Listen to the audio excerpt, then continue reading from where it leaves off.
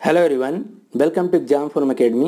Exam Form Academy के आज इस वीडियो में हम देखेंगे सामान्य अध्ययन यानी कि जीएस का पार्ट 2। इससे पहले हमारा एक पार्ट आ चुका है। अगर आप उसको नहीं देखें तो उस वीडियो का लिंक आपको नीचे डिस्क्रिप्शन बॉक्स में मिल जाएगा।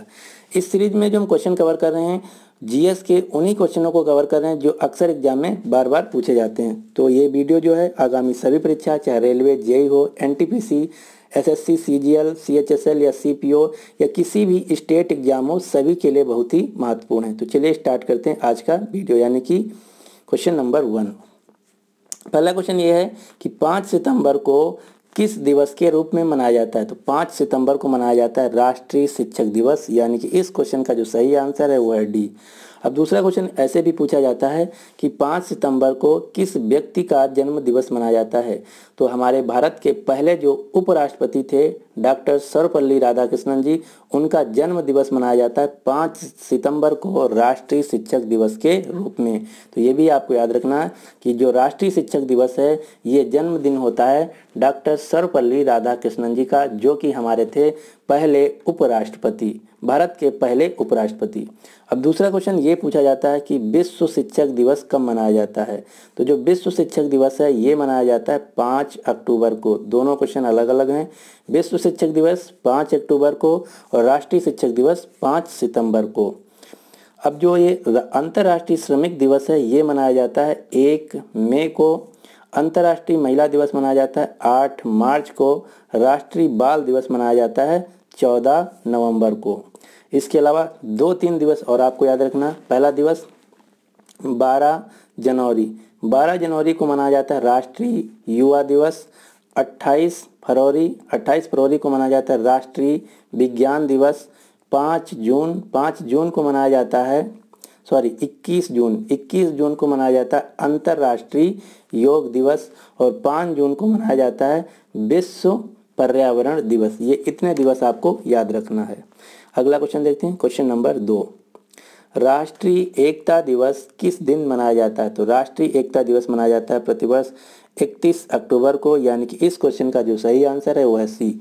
और 31 अक्टूबर को होता है सरदार वल्लभ भाई पटेल जी का जन्म दिवस। तो ये भी क्वेश्चन पूछा जाता है कि सरदार वल्लभ भाई पटेल जी का जो जन्म दिवस है वो किस रूप में मनाया जाता है। तो मनाया जाता है राष्ट्रीय एकता दिवस के रूप में।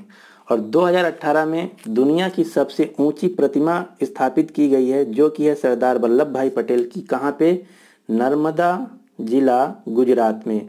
गुजरात के नर्मदा जिला में दुनिया की सबसे ऊंची प्रतिमा स्थापित की गई है, जो कि है सरदार वल्लभ भाई पटेल की। कितनी ऊंची है? तो ये है 182 मीटर। इतना क्वेश्चन आपको याद रखना है। अगला क्वेश्चन देखते हैं। एक क्वेश्चन और पूछा जाता है। क्वेश्चन ये पूछा जाता है कि जो सरदार वल्लभ भाई पटेल जी थे, इनको सरदार की उपाधि किसने दिया था। तो जो गुजरात में किसानों का आंदोलन चल रहा था बारदौली में, तो वहाँ पे ये गए थे आंदोलन के दौरान। तो वहीं पे आंदोलन के समय बारदौली की महिलाओं ने इनको सरदार की उपाधि दिया था। ये भी क्वेश्चन आपको याद रखना है। अगला क्वेश्चन, क्वेश्चन नंबर 3। सामान्यतया प्रतिवर्ष संसद में कितने सत्र या अधिवेशन होते हैं। तो इसको क्वेश्चन करने से पहले आपको कुछ मैं फैक्ट बताता हूँ। हमारा जो संसद है, जिसको इंग्लिश में बोलते हैं पार्लियामेंट, तो हमारे संसद के 3 अंग हैं। कौन कौन सा? लोकसभा, राज्यसभा और प्रेसिडेंट। और जो लोकसभा और राज्यसभा है इसको बोलते हैं सदन।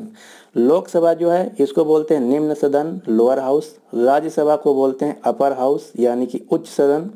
लोकसभा में चुने जाने की जो मिनिमम आयु होती है वो होती है 25 वर्ष। और राज्यसभा में चुने जाने की जो मिनिमम आयु होती है वो होती है 30 वर्ष। इसके अलावा लोकसभा जो है ये अस्थायी सदन है, जो राज्यसभा ये स्थायी सदन है। राज्यसभा को भंग नहीं किया जा सकता है और लोकसभा को भंग किया जा सकता है। और एक क्वेश्चन और पूछा जाता है कि लोकसभा में मैक्सिमम सीटें कितनी हैं। तो हमारा जो लोकसभा है इसमें मैक्सिमम सीटें हैं 552। यहाँ क्वेश्चन ध्यान से क्वेश्चन सुनिए, यहाँ पे बात की जा रही है मैक्सिमम सीटों की। जो राज्यसभा है यहाँ पे मैक्सिमम सीटें हैं 250। अब क्वेश्चन ये पूछा जा रहा है कि संसद के कितने सत्र होने चाहिए प्रतिवर्ष। तो संसद में ये है, हमारे कॉन्स्टिट्यूशन में लिखा है कि एक साल में कम से कम 2 सत्र होना चाहिए और दोनों सत्रों के बीच कम से कम जो समय है वो 6 महीना से ज़्यादा नहीं होना चाहिए। 6 महीना से ज़्यादा नहीं होना चाहिए और कम से कम कितने सत्र होने चाहिए, वो होने चाहिए 2। यानी कि इस क्वेश्चन का जो सही आंसर है वो है बी। और एक क्वेश्चन और आपको मैं बताता हूँ। क्वेश्चन ये है कि वो मिनिमम जो है वो कितने होना चाहिए 2 और मैक्सिमम कितने होने चाहिए। मैक्सिमम कितने भी हो सकते हैं, वैसे तो 3 होते हैं। कौन कौन से? एक होता है बजट सेशन, दूसरा होता है मानसून सेशन और तीसरा होता है विंटर सेशन। ये 3 सेशन होते हैं। अब मैं आपको बताता हूँ कुछ संसद यानी कि पार्लियामेंट के नाम। ये विभिन्न देशों की संसद यानी कि उनके पार्लियामेंट के नाम हैं जो कि अक्सर एग्जाम में पूछा जाता है। हमारा भारत जो है इसकी जो पार्लियामेंट का नाम है इसको हिंदी में बोलते हैं संसद। इसी प्रकार से जापान की जो संसद है यानी कि पार्लियामेंट है उसका नाम है डाइट। ये खाने वाला डाइट नहीं, ये जापानी शब्द है। तो जो जापान की संसद है यानी कि पार्लियामेंट है उसका नाम है डाइट। ईरान की जो संसद है पार्लियामेंट है उसका नाम है मजलिस। नेपाल की जो पार्लियामेंट है उसका नाम है राष्ट्रीय पंचायत। पाकिस्तान की जो पार्लियामेंट है उसका नाम नेशनल असेंबली। रूस की जो पार्लियामेंट है उसका नाम है डूमा। अमेरिका की जो पार्लियामेंट है उसका नाम है कांग्रेस। अफगानिस्तान की जो पार्लियामेंट है उसका नाम है शोरा। बांग्लादेश की जो पार्लियामेंट है उसका नाम है जैतिया संसद। और चीन की जो पार्लियामेंट है उसका नाम है नेशनल पीपल्स असेंबली। तो अगर आप इतने चीज़ें याद कर लेते हैं तो एक क्वेश्चन पक्का आपके एग्जाम में किसी न किसी एग्जाम में पूछा जाएगा। ये डायरेक्ट क्वेश्चन पूछा जाता है ऐसे कि जो जापान की पार्लियामेंट है उसका क्या नाम है, तो उत्तर होगा डाइट। तो इस प्रकार से आपको ये पूरा चार्ट याद कर लेना, इसका स्क्रीनशॉट ले लेना है। अगला क्वेश्चन है कि जो शून्य काल है 0 आवर कितने बजे शुरू होता है। तो संसद में जो 12 बजे का समय होता है उसको कहते हैं 0 आवर यानी कि शून्य काल। यानी कि इस क्वेश्चन का जो सही आंसर है वो है सी। अगला क्वेश्चन देखते हैं। अगला क्वेश्चन है क्वेश्चन नंबर 5। ये बहुत इंपॉर्टेंट क्वेश्चन है कि यूकी भांबरी का संबंध किस खेल से है। अक्सर एक क्वेश्चन पूछा जाता है खेल से और उनके खिलाड़ी से। तो क्वेश्चन ये पूछा जाता है, 2 क्वेश्चन बनते हैं यहाँ से। ऐसे दिया जाता है कि ये खिलाड़ी जो एक खिलाड़ी है किस खेल से संबंधित है या एक खिलाड़ी किस राज्य से संबंधित है। तो ये 2 क्वेश्चन आपको तैयार करना है कि कोई अगर खिलाड़ी वो किस खेल से संबंधित है और किस राज्य से संबंधित है। तो यहाँ क्वेश्चन पूछा गया है कि यूकी भांबरी का संबंध किस खेल से है। तो यूकी भांबरी जो है एक भारतीय टेनिस खिलाड़ी हैं। यानी कि इस क्वेश्चन का जो सही आंसर है वो है ए। अब मैं आपको कुछ अन्य खिलाड़ी बताता हूँ जो कि टेनिस खेलते हैं। पहला है लिएंडर पेस, सानिया मिर्जा, महेश भूपति, प्रजनेश गुणेश्वरन। आपको 2 नाम याद रखने जरूरी, एक तो यूके भांबरी, दूसरा प्रजनेश गुणेश्वरन। प्रजनेश गुणेश्वरन जो है ये तमिलनाडु राज्य से हैं और ये सबसे इस समय चर्चित व्यक्ति हैं टेनिस के खेल में। और बैडमिंटन की बात की जाए तो बैडमिंटन में आपको 3 खिलाड़ियों के नाम याद रखना, पीवी सिंधु, सानिया नेहवाल और किदाम्बी श्रीकांत। पीवी सिंधु जो है ये तमिलनाडु राज्य से, तेलंगाना राज्य से हैं। सानिया नेहवाल हरियाणा से हैं। किदाम्बी श्रीकांत आंध्र प्रदेश राज्य से हैं। क्रिकेट में आप सभी को पता ही होगा। अब अगला हम देख लेते हैं टेनिस प्लेयर के कुछ खिलाड़ी इंटरनेशनल, यानी कि विश्व में जो सबसे ज़्यादा प्रसिद्ध हैं टेनिस के खिलाड़ी, वो उनको हम देख लेते हैं। इनके देश का नाम पूछा जाता है। ऐसे क्वेश्चन पूछा जाता है कि राफेल नडाल किस खेल से संबंधित है, तो उत्तर हो जाएगा टेनिस। यह क्वेश्चन ऐसे पूछा जा सकता है, राफेल नडाल जो हैं ये किस देश से संबंधित हैं। तो ये 2 क्वेश्चन आपको याद रखना। अगर भारत का खिलाड़ी है तो खेल और राज्य, कोई विदेशी खिलाड़ी है तो खेल और किस देश से संबंधित है। तो यहाँ पे मैं कवर कर रहा हूँ कुछ टेनिस के खिलाड़ी, जैसे राफेल नडाल जो कि स्पेन से हैं, नोवाक जोकोविक जो कि सर्बिया से हैं, सेरेना विलियम्स जो कि अमेरिका से हैं, रोजर फेडरर स्विट्जरलैंड से, मारिया शारापोवा रूस से, नाओमी ओसाका जो कि जापान से। ये इस समय के सबसे चर्चित टेनिस खिलाड़ी हैं, एकदम रटे होने चाहिए। अगले हम कुछ देख लेते हैं कुछ फुटबॉल खिलाड़ी। और 2 भारतीय फुटबॉल के आपको नाम याद रखना। पहला सुनील छत्री, दूसरा बाईचुंग भूटिया। सुनील छत्री और बाईचुंग भूटिया ये 2 भारतीय फुटबॉल खिलाड़ी हैं। इसके अलावा कुछ इंटरनेशनल खिलाड़ियों के नाम याद रखना, जैसे मोहम्मद सलाह ये इजिप्ट देश के हैं, क्रिस्टियानो रोनाल्डो ये पुर्तगाल देश के हैं, लियोनेल मेसी ये अर्जेंटीना देश के हैं, किलियन म्बाप्पे ये फ्रांस के हैं, पेले ये ब्राज़ील के हैं और हैरी केन ये इंग्लिश यानी कि इंग्लैंड के फुटबॉल खिलाड़ी हैं। इसके अलावा लुका मॉड्रिच ये क्रोएशिया के फुटबॉल के टीम कैप्टन हैं। ये इतने नाम आपको याद रखना जो कि फुटबॉल से संबंधित हैं। अगला हम देखते हैं कुछ इंडियन स्क्वैश प्लेयर, ये बहुत ज़्यादा एग्जाम में पूछा जाता है। मेनली दीपिका पल्लिकल और जोशना चिन्नप्पा और रमित टंडन, ये 3 नाम सबसे ज़्यादा पूछे जाते हैं स्क्वैश में। तो स्क्वैश खिलाड़ी कौन है? दीपिका पल्लिकल कार्तिक जो कि तमिलनाडु राज्य से हैं, सौरभ घोषाल जो कि कोलकाता से हैं पश्चिम बंगाल से, जोशना चिन्नप्पा तमिलनाडु से, हरिंदर पाल सिंधु जो कि चंडीगढ़ से हैं, रमित टंडन जो कि कोलकाता से हैं। इनमें से मैं आपको बताऊंगा दीपिका पल्लिकल, जोशना चिन्नप्पा और रमित टंडन, ये 3 नाम रटे होने चाहिए, बहुत ज़्यादा एग्जाम में पूछा जाता है। अगला क्वेश्चन है क्वेश्चन नंबर 6, पृथ्वी पर दिन और रात किसके कारण होते हैं? तो जो पृथ्वी है हमारी ये 2 गतियाँ करती है। पहली तो रोटेशन ऑफ अर्थ, पहला जो होता है वो होता है रोटेशन ऑफ अर्थ, दूसरा होता है रिवोल्यूशन ऑफ अर्थ। जो रोटेशन ऑफ अर्थ है इसको हिंदी में बोलते हैं घूर्णन गति। घूर्णन गति के जो कारण जो पृथ्वी है अपने एक्सिस पे पश्चिम से पूर्व की ओर घूमती है, और जो रिवॉल्यूशन ऑफ अर्थ है इसकी वजह से पृथ्वी सूर्य के चारों ओर चक्कर लगाती है। और रोटेशन जिसको कहते हैं घूर्णन गति, इसके कारण ही दिन और रात बनते हैं, इसीलिए इसको दैनिक गति कहते हैं। और जो रिवॉल्यूशन ऑफ अर्थ है इसको बोलते हैं परिक्रमण, और परिक्रमण को वार्षिक गति भी बोलते हैं। तो क्वेश्चन यहाँ पूछा गया है पृथ्वी पर दिन और रात किसके कारण से बनते हैं? तो ये बनते हैं रोटेशन ऑफ अर्थ यानी कि घूर्णन गति के कारण, जिसको बोलते हैं दैनिक गति। यानी कि इस क्वेश्चन का जो सही आंसर है वो है ए। अगला क्वेश्चन देखते हैं क्वेश्चन नंबर 7। क्वेश्चन नंबर 7 ये है कि पृथ्वी का सबसे भीतरी भाग जो है क्रोड किस चीज़ का बना होता है? तो हमारी जो पृथ्वी है इसके अंदर 3 परतें हैं, वो कौन कौन सी हैं एक कुछ नाम भी पूछा जाता है। पहली जो परत है उसको बोलते हैं क्रस्ट या हिंदी में बोलते हैं पटल या ऊपरी परत। दूसरी जो परत है बीच की उसको बोलते हैं मेटल MADTTLE मेटल, और जो तीसरी परत है उसको बोलते हैं कोर।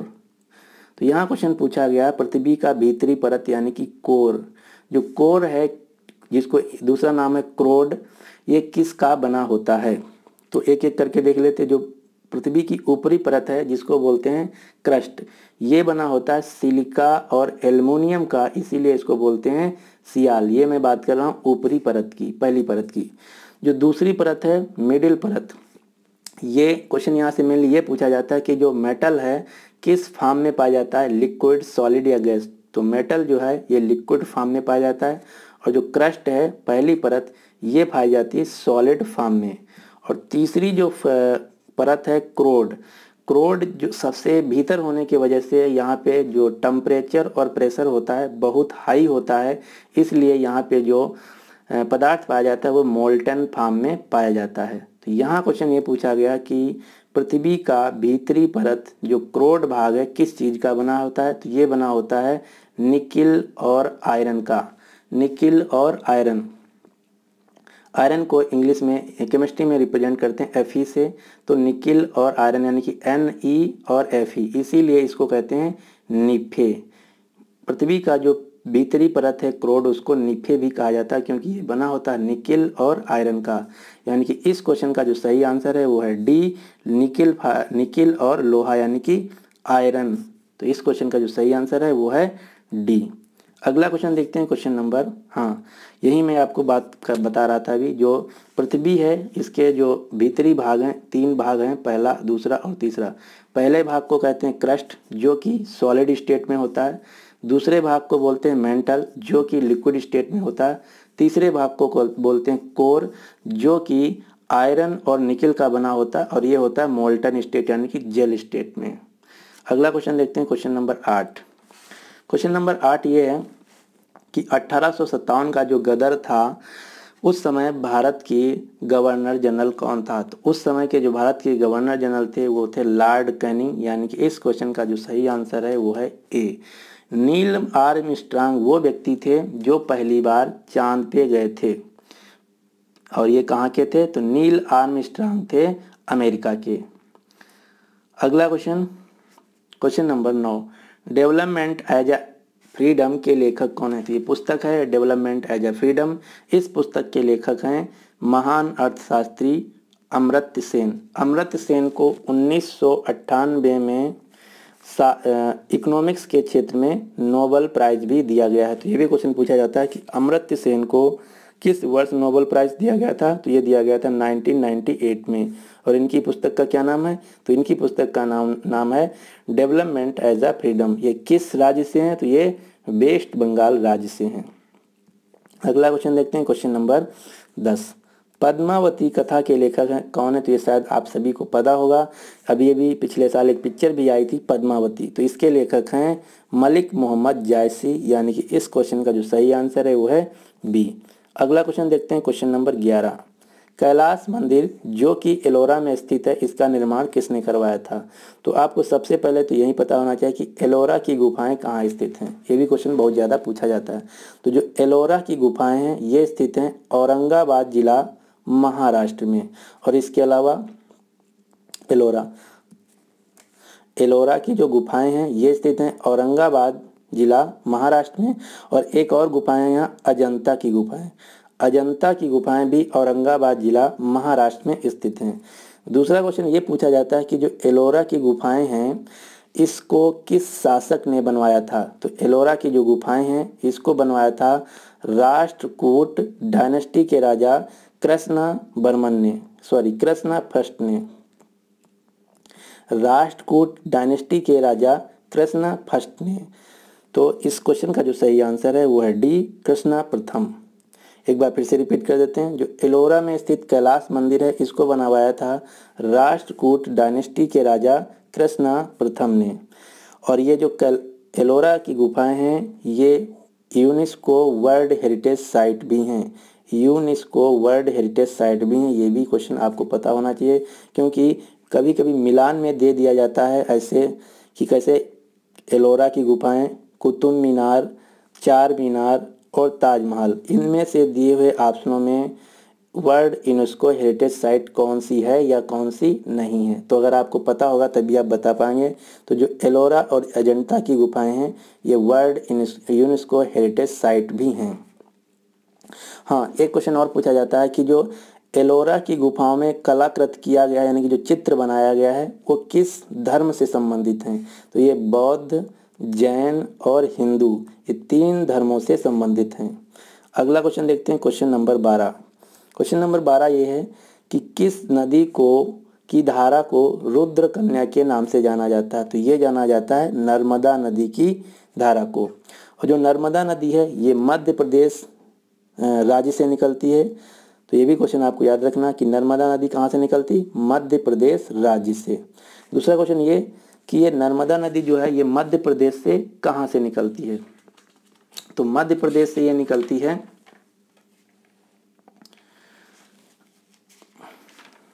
हाँ, एक क्वेश्चन इससे पहले मैं एक और बता दूं, भूल गया कि एक क्वेश्चन ये पूछा जाता है कि नर्मदा नदी किन किन राज्यों से होकर गुजरती? तो नर्मदा नदी मैं बताऊं आपको मध्य प्रदेश से निकलती। तो सबसे पहले मध्य प्रदेश, उसके बाद महाराष्ट्र, फिर गुजरात में। ये 3 राज्यों में भारत के बहती है, मध्य प्रदेश, महाराष्ट्र और गुजरात, ये 3 राज्यों से नर्मदा नदी बहती है। दूसरा क्वेश्चन ये पूछा जाता है कि नर्मदा नदी कहाँ से निकलती? तो नर्मदा नदी निकलती मध्य प्रदेश के अमरकंटक जगह से, मध्य प्रदेश के अमरकंटक से। तीसरा क्वेश्चन ये पूछा जाता है कि नर्मदा नदी किस तरफ को बहती है? ये वेस्टर्न फ्लोइंग रिवर है या ईस्टर्न फ्लोइंग रिवर है? तो नर्मदा नदी वेस्टर्न फ्लोइंग यानी कि पश्चिम की ओर बहने वाली नदियों में सबसे बड़ी नदी है।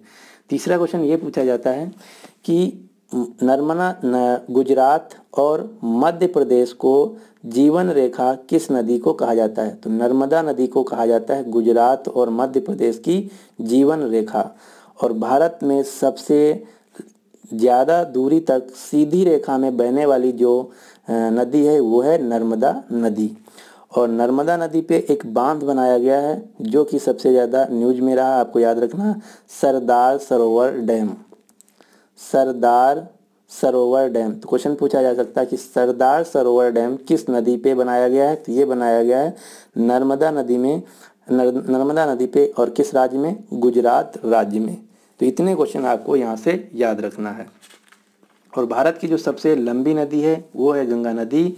ये उत्तराखंड राज्य से निकलती है और 5 राज्यों में बहती है। गंगा नदी की मैं बात कर रहा हूँ। कौन कौन से?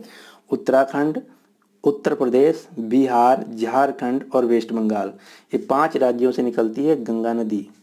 और जो गोदावरी है इसको दक्षिण भारत की गंगा भी कहा जाता है। क्वेश्चन ध्यान से सुनिए, दक्षिण भारत की गंगा किसे कहा जाता है? तो उत्तर होगा गोदावरी नदी। हाँ, एक क्वेश्चन सबसे ज़्यादा एग्जाम में हम देखें पूछा गया एसएससी में कि जो कावेरी नदी जल विवाद है ये किन 2 राज्यों के बीच है? तो कावेरी नदी जो जल विवाद है, कावेरी रिवर वाटर डिस्प्यूट जो है, ये कर्नाटका और तमिलनाडु 2 राज्यों के बीच है। ये आपको याद रखना है कि कावेरी नदी जो जल विवाद है ये कर्नाटका और तमिलनाडु 2 राज्यों के बीच है। अगला question, question number 13। Question number 13 ये है कि हिमालय की सबसे ऊंची चोटी कौन है? तो हिमालय की जो सबसे ऊंची चोटी है वो है कंचनजंगा। और स्टूडेंट यहाँ अक्सर गलत कर देते हैं क्योंकि वो लगा देते हैं गॉड इन ऑस्टिन यानी कि K2 यानी कि जो गॉड इन ऑस्टिन है ये भारत की सबसे ऊंची चोटी है, लेकिन यहाँ पे पूछा गया हिमालय की। जो गॉड इन ऑस्टिन यानी कि जो K2 कराकोरम रेंज में, ये है कराकोरम रेंज में, ना कि हिमालय रेंज की है। तो क्वेश्चन पूछा गया यहाँ हिमालय रेंज की सबसे ऊंची चोटी कौन है? तो उत्तर होगा कंचनजंगा। कंचनजंगा जो है ये वर्ल्ड यूनेस्को हेरिटेज साइट है और ये सिक्किम राज्य में स्थित है। ये भी क्वेश्चन पूछा जाता है कि गंगा जो कंचनजंगा है भारत के किस राज्य में है? तो उत्तर होगा सिक्किम राज्य में। और नंदा देवी जो पर्वत है ये उत्तराखंड राज्य में है। तो इतना आपको याद रखना है। अब एक क्वेश्चन और आपको मैं बताता हूँ कि दुनिया की जो सबसे ऊंची चोटी है वो है माउंट एवरेस्ट। तो माउंट एवरेस्ट जो है ये कहाँ स्थित है? ये स्थित है नेपाल में। और नेपाल में माउंट एवरेस्ट को कहा जाता है सागर माथा के नाम से। तो क्वेश्चन ये भी पूछा जाता है कि माउंट एवरेस्ट को नेपाल में किस नाम से जाना जाता है? तो उत्तर होगा सागर माथा के नाम से। यहाँ पे मैंने लिख भी रखा शायद, हाँ अगला क्वेश्चन यही है कि निम्नलिखित में से सागर माथा के नाम से किसे जाना जाता है? तो सागर माथा के नाम से जाना जाता है माउंट एवरेस्ट को, जो कि नेपाल में स्थित है। और इसकी जो ऊंचाई है वो है 8,848 मीटर। ये भी आपको ध्यान रखना है। इसके अलावा ये विश्व की सबसे ऊंची चोटी है और तिब्बत में इसको चोमोलंगमा के नाम से जाना जाता है। एक बार ये भी आपको याद रखना है, चोमोलंगमा। तिब्बत में से चोमोलंगमा के नाम से, नेपाल में से सागर माथा के नाम से, और पूरी दुनिया में माउंट एवरेस्ट के नाम से जाना जाता है। अब यहाँ पे मैं आपको यहाँ पे लिख के भी रखा हूँ, माउंट एवरेस्ट को नेपाल में सागर माथा के नाम से और तिब्बत में चोमोलंगमा के नाम से जाना जाता है। अब मैं यहाँ पे आपको बताता हूँ दुनिया की 7 सबसे ऊंची चोटी जो कि एग्जाम में पूछा जाता है। यहाँ से 3 क्वेश्चन बनते हैं। पहला क्वेश्चन ऐसे पूछा जाता है कि जो माउंट इलब्रस है ये किस महाद्वीप में स्थित है? तो उत्तर होगा यूरोप में। दूसरा क्वेश्चन ऐसे पूछा जाता है कि यूरोप की सबसे ऊंची चोटी कौन सी है? तो उत्तर होगा माउंट इलब्रस। इस प्रकार से क्वेश्चन पूछा जाता है। तो एशिया की जो सबसे ऊंची चोटी और साथ ही साथ पूरी दुनिया की जो सबसे ऊंची चोटी है वो है माउंट एवरेस्ट। आपको सिर्फ माउंट एवरेस्ट की ऊंचाई याद रखना, इसके अलावा जो ये सभी ऊंचाई दी हैं इन सबको नहीं याद रखना क्योंकि ये क्वेश्चन एग्जाम में नहीं पूछा जाता है। दुनिया की सबसे ऊंची चोटी और एशिया की सबसे ऊंची चोटी जो है वो है माउंट एवरेस्ट। किस देश में? नेपाल देश में। साउथ अमेरिका की जो सबसे ऊंची चोटी है वो है अकानगुआ जो कि अर्जेंटीना देश में स्थित है। नॉर्थ अमेरिका की जो सबसे ऊंची चोटी है वो है माउंट किनले और अब इसका नया नाम रख दिया गया है डेनाली। ये कहाँ है? ये अमेरिका के यूनाइटेड स्टेट्स ऑफ अमेरिका के अलास्का राज्य में स्थित है। अफ्रीका की जो सबसे ऊंची चोटी है वो है किलिमंजारो जो कि तंजानिया देश में है। और यूरोप की जो सबसे ऊंची चोटी है ये है माउंट इलब्रस जो कि रूस देश में है। अंटार्कटिका की जो सबसे ऊंची चोटी है वो है माउंट विंसन और ऑस्ट्रेलिया की जो सबसे ऊंची चोटी है वो है माउंट कोसास्को। तो इस प्रकार से ये 7 चोटी आपको याद रखना है। यहाँ से एक क्वेश्चन पूछा जाता है, और क्वेश्चन कैसे पूछा जाता है ये भी मैं आपको बता चुका हूँ। या तो इस चोटी का नाम दिया होगा तो ये पूछा जाएगा ये किस देश में है, या ये फिर किस महाद्वीप में है, या फिर ऐसे पूछा जाएगा कि नॉर्थ अमेरिका की सबसे ऊंची चोटी कौन है, तो ये उत्तर हो जाएगा डेनाले। तो इस प्रकार से आपको याद रखना है। तो इस प्रकार से इस वीडियो को हम यहीं पे ख़त्म करते हैं। अब आपके लिए क्वेश्चन ये है कि यूकी भांभरी का संबंध किस खेल से है। तो इस क्वेश्चन का जो सही आंसर है आपको नीचे कमेंट बॉक्स में देना होगा। तो उम्मीद करते हैं कि आपको वीडियो पसंद आया होगा। अगर आपको वीडियो पसंद आया तो प्लीज़ इस वीडियो को लाइक कर दीजिए ज़्यादा से ज़्यादा, और जितना हो सके अपने दोस्तों के साथ शेयर भी कर दीजिए। और अगर आप इस चैनल को सब्सक्राइब नहीं किए तो इस चैनल को सब्सक्राइब भी कर लीजिए, ताकि हर वीडियो का लेटेस्ट अपडेट आपको मिलता रहे। और एक बात और, आपको ये वीडियो कैसा लगा प्लीज़ इस वीडियो को कमेंट बॉक्स में ज़रूर बताइएगा, और अपनी फीडबैक भी दीजिएगा कि आपको नेक्स्ट वीडियो में हमसे इम्प्रूवमेंट क्या चाहिए, किसी प्रकार का इम्प्रूवमेंट चाहते हैं या किसी भी चीज़ पे नेक्स्ट वीडियो चाहते हैं, आप कमेंट बॉक्स में लिख दीजिए। जैसा हो सकेगा हम बिल्कुल करेंगे। So finally thanks for watching and good luck for your exam.